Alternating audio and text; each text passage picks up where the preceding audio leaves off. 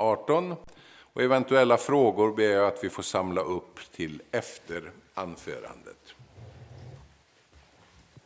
Tack herr ordförande, bästa aktieägare.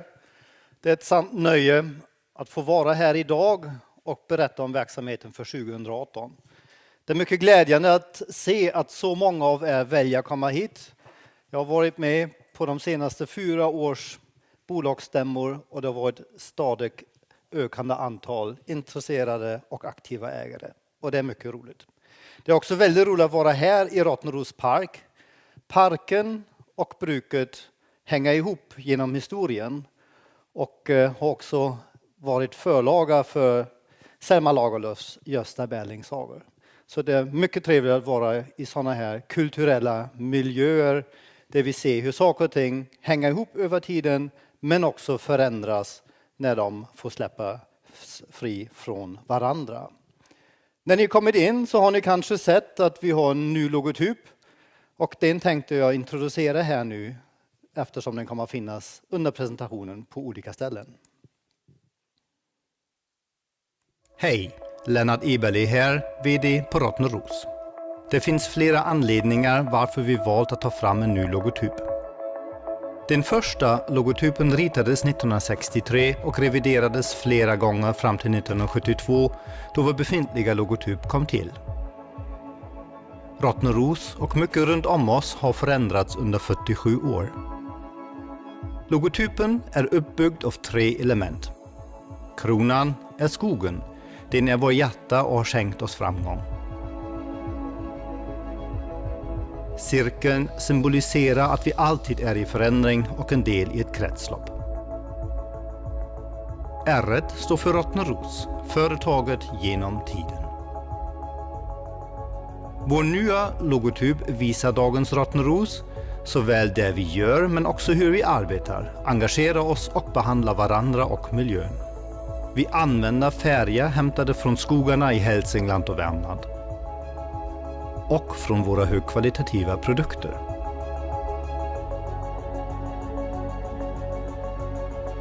Vi ser rena möjligheter att skapa framgångar tillsammans.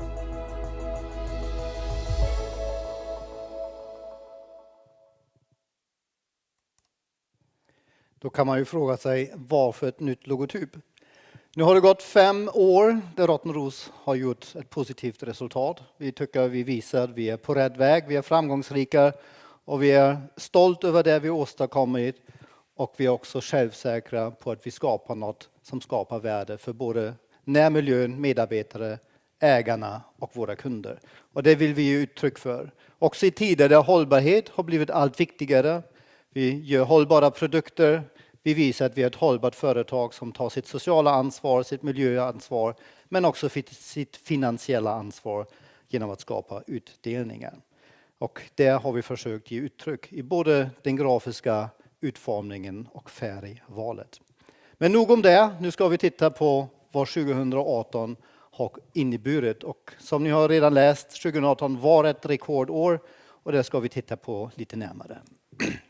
Rottneros idag har en omsättning på drygt 2,3 miljarder. Vi har över 300 anställda som bedriver vår verksamhet på numera 3 olika enheter i Vallvik, Hälsingland, Rottneros, Värmland och Rottneros Packaging här i Sunne, Värmland. Och det är inte bara jag som driver det här företaget. Alla de här 300 anställda är ju representerade genom den här koncernledningen. Så jag får be er visa upp er. Koncernledningen bara kan resa sig. Det är de här fantastiska kollegor som håller igång företaget tillsammans med sina medarbetare. Och vi har haft en stabil produktion på 400 000 ton. Vad har det här inneburit i finansiella siffror då? Vi hade ett extremt starkt Q4 som satte stopp för utvecklingen.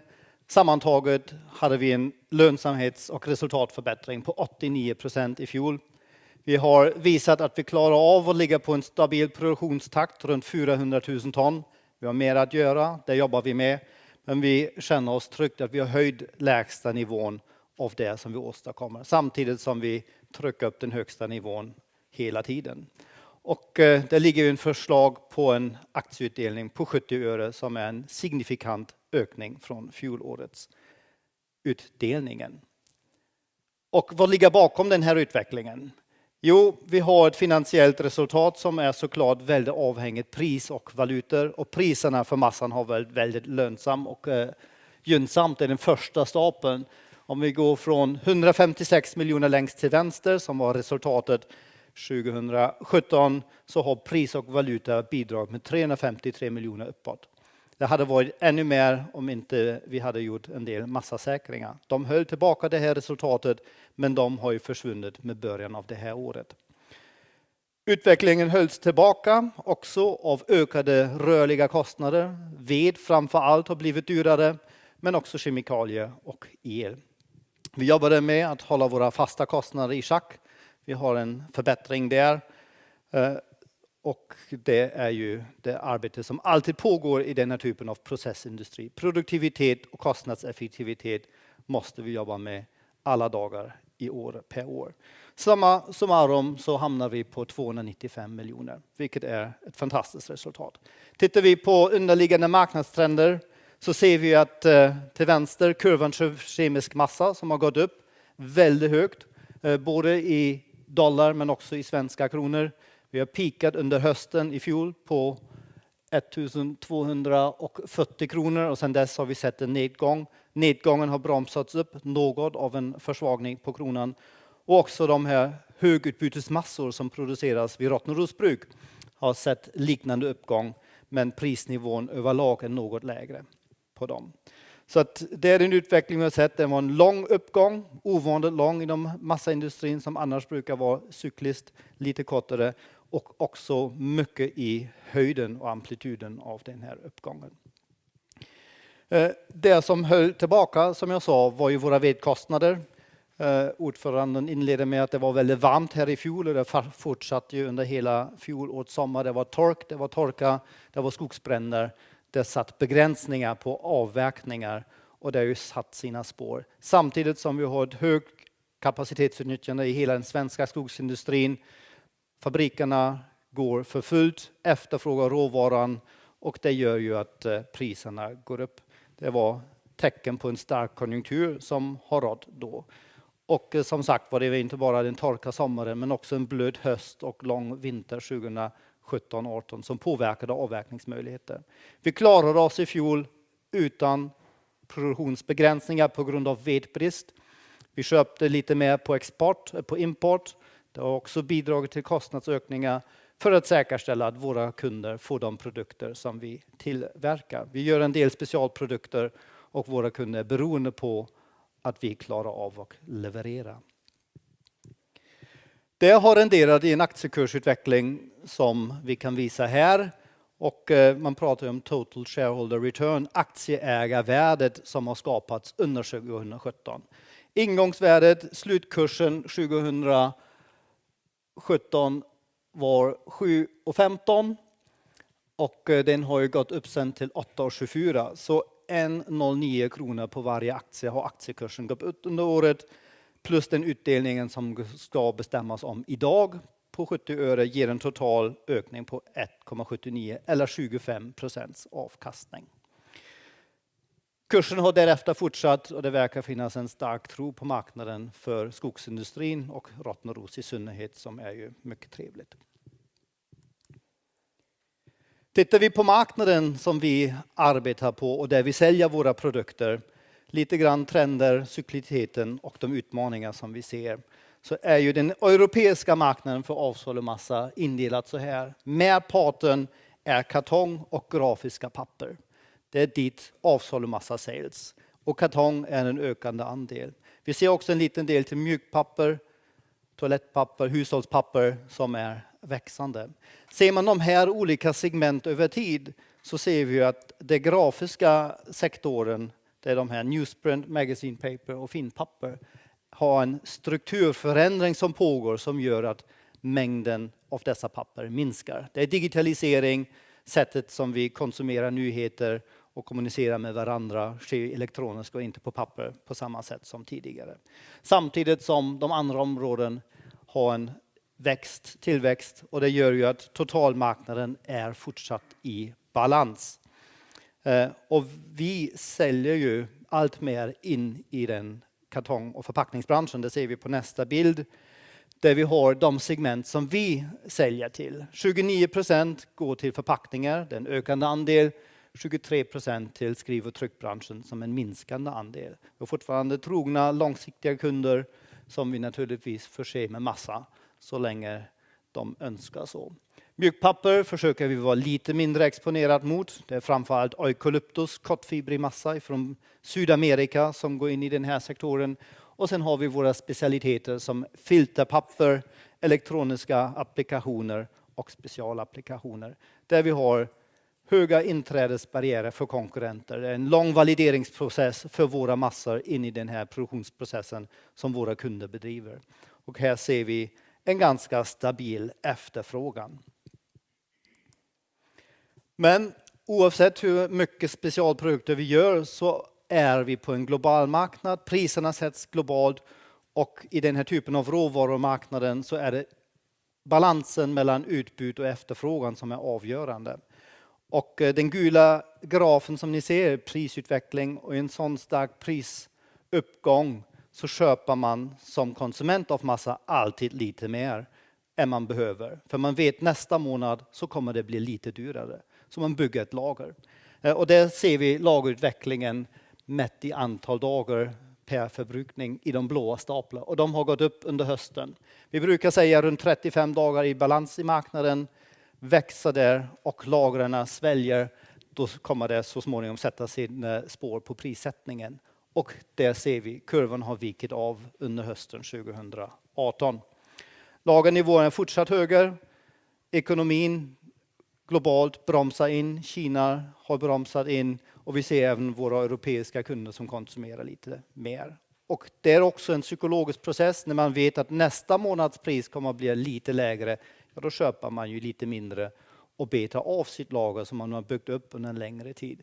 Så det är den kortfristiga cykliteten som vi har i vår marknad. Men vi har fortfarande höga nivåer. Den svenska kronan försvagar eller hjälper oss att upprätthålla en prisnivå i svenska kronor.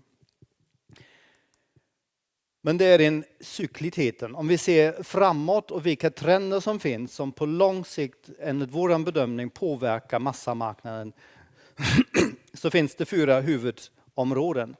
Vi ser en ökande medelklass som vill ha ett bekvämt, angenämt, rent liv vilket påverkar förbrukningen av mjukpapper. Toalettpapper, hushållspapper. Det segmentet globalt växer med 6-7%. Vi ser ju förändrade köpmönster. E-handeln blir allt större. När vi köper på internet och får saker och ting levererat hem så krävs det ju en förpackning för varje sak som vi får hemma.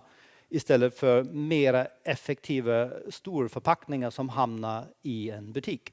Vilket spär på förpackningsefterfrågan. Samtidigt är hushållen inte lika effektivt att samla in förpackningar. Så där försvinner en del av fibern ur loopen när det kommer fram till hushållen. Vi har en ökad befolkningsmängd. Och många kläder görs idag av plast. 60% av kläderna i världen görs av plast. Och det vet vi ju inte särskilt hållbart. Det finns också bomull och ull. Men bomull är svårare att odla mera. Det odlas på platser där man egentligen borde odla mat. Och det är väldigt vattenkrävande. Men det finns alternativ som är baserat på cellulosa. Om man kokar cellulosan på ett korrekt sätt så blir det vad vi kallar för dissolving massa. Och dissolving kan sedan spinnas till tråd och bli viskos. Och det är en bra miljövänligt alternativ till kläder. Och i den takten som befolkningsmängden ökar så måste vi hitta nya sätt. Det fjärde stora området är ju plast i haven. Det finns många nyheter runt detta. Om ingenting händer så kommer vi år 2050 ha lika mycket plast i haven som fiskarna. Och det är en förfärlig utveckling som vi naturligtvis vill stoppa. Så att vi jobbar ju med på att försöka hitta ersättningar till olika typer av plastanvändningar. Och ni som har varit med på förpackningsbesöket här på förmiddagen har ju sett att det går att hitta alternativa förpackningslösningar som är baserade på cellulosa. Och tar vi de här trenderna tillsammans så är ju vår bedömning att även i framtiden kommer det finnas ett växande behov av cellulosa som vi tillverkar. Och vi är rustade för detta. Med år 2018 så har vi avslutat Agenda 500, ett investeringsprogram som har löpt under 4 år där vi investerat 900 miljoner kronor i våra anläggningar för att höja kapacitetsnivån, ha en bättre miljöprestanda, höja kvaliteten och tillgängligheten. Och ni ser de här blåa staplarna har varit investeringar per år. De kommer nu ner till lite lägre nivåer som vi bedömer är nödvändiga för att upprätthålla den tekniska statusen som vi har byggt för nu, men avsevärt lägre än de senaste årens investeringar. Och så kommer vi jobba för att följa den gula grafen mot 440 000 ton som är en kapacitet som nu ska vara installerad i våra fabriker. Man kan ju också titta på det kassaflödet som har varit under de sista 4 åren som var lite grann över 1 miljard kronor samtidigt som vi har delat ut 300 miljoner till aktieägarna. Hur går det ihop när vi har investerat för 900 finns ett litet gap och det är ju täckt med en obligationslån som vi tog 2017 på 400 miljoner. Så att vi har ju också en ganska effektiv balansräkning och inte finansiera allting med eget kapital. Styrelsen har beslutat om långsiktiga mål för att också i framtiden driva utvecklingen av företaget nu när Agenda 500 kommit i hamn. Och de tar ju sitt avstamp i hållbarhetssynen på hur man driver verksamhet. Finansiella mål måste ju alltid nås för att ha möjligheten att utveckla företaget.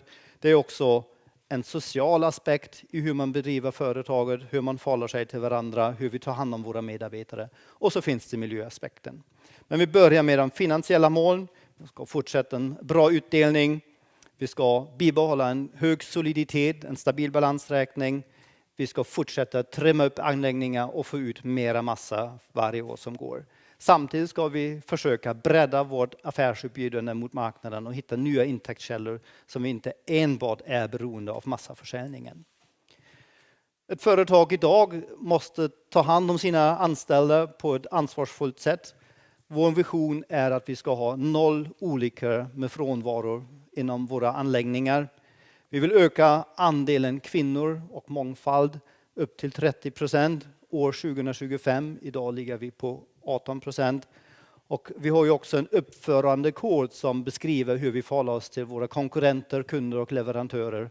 Och det ska vi se till att alla får en utbildning i. Så det kommer vi följa framöver. Vi har redan ett kvartal in i 2019 bakom oss. Ännu ett rekord. Och om vi tittar på vad som har bidragit här jämfört med första kvartalet 2018 så är det fortfarande priser och valutor som hjälper oss upp. Det här hålls tillbaka lite grann av de rörliga kostnader som har stigit. Det är återigen veden men också kemikalier och el som vi ser gå åt det hållet. Och vi har något högre fasta kostnader. En del är medvetna tagna beslut för att höja arbetsmiljö och säkerhet i våra anläggningar. Satsa på vissa saker såsom IT och kommunikation för att utveckla företaget och göra oss redo för framtiden. Men vi har också en engångsavskrivningseffekt av förrådsartiklar som har blivit för gamla. Och blivit för gamla, då måste vi skriva av dem. Och de har vi tagit som kostnader. Men överlag en fantastiskt resultat på 141 miljoner. Och det gör ju att vi nu när investeringar är också något lägre har en väldigt starkt kassaflödet. Det fria kassaflödet är de här blå staplarna och nettoskulden när vi drar av kassan från våra lån är på 46 miljoner. Så det är på väg att bli ett skuldfritt bolag igen. Vi har en fortsatt hög soliditet på 60% och vi har ju ett mål där som ni såg tidigare på över 50%. Så att vi känner att vi är redo för att ta oss an eventuella utmaningar som kan hända på marknaden när vi nu ser att priserna har vänt neråt. Men vi hoppas ju att den avkylning vi ser är enbart kortfristigt och att det långsiktigt efterfrågas våra produkter. Men det är inte bara finansiella saker som vi fokuserar på. Vi fokuserar också på att bygga ett företag med en gemensam värdegrund och hur vi inom företaget förhåller oss till varandra. Och det bygger på att vi respekterar alla. Hos oss är man respekterad för det man är, var man än kommer ifrån och för det man vill vara. Alltid. Vi engagerar oss. Vi vill att personal, kunder och övriga intressenter ska förknippa Rottneros med en positiv känsla. Och vi är proffs. Vi lämnar ingenting åt slumpen. Vi vet och vi kan. Vi är proffs. Och det här har vi sammanfogat i en film tillsammans med vår logotyp för att berätta för er och alla intressenter vad Rottneros idag står för.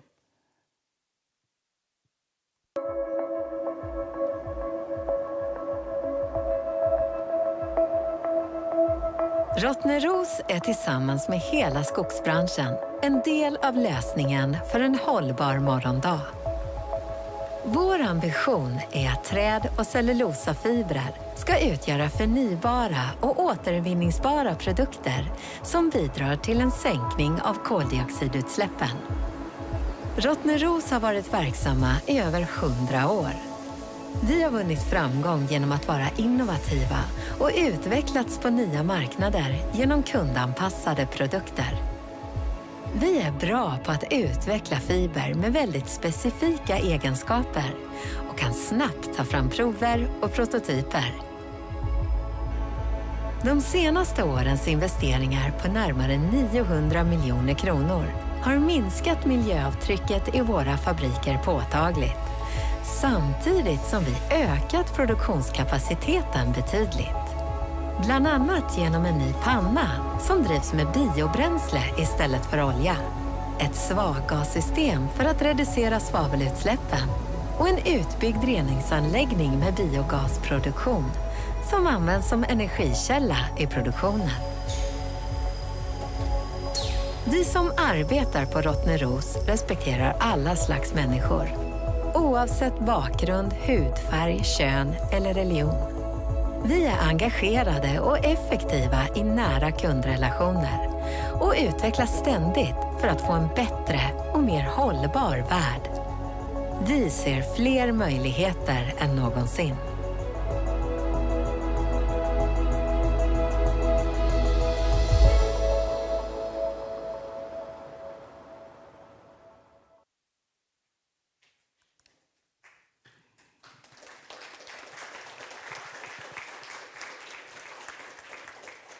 Men dagens bolagsstämman handlar om 2018 och låt mig kort sammanfatta hur det året har varit för oss. Ni kommer att ta ställning till en hög utdelning. Vi har en stark och solid balansräkning för att ta oss an framtiden. Ni såg att förpackningsfabriken har startats och där tror vi att det blir en spännande utveckling som kommer att bredda vårt erbjudande till marknaden. Och vi ser att det inte byggs nya massafabrikerna i de närmaste åren. Så om vi kommer igenom den här avkylningen som vi ser så tror vi att de underliggande trender kommer att möta en begränsad kapacitet som borde vara gynnsam för en prissättning. Tack så mycket.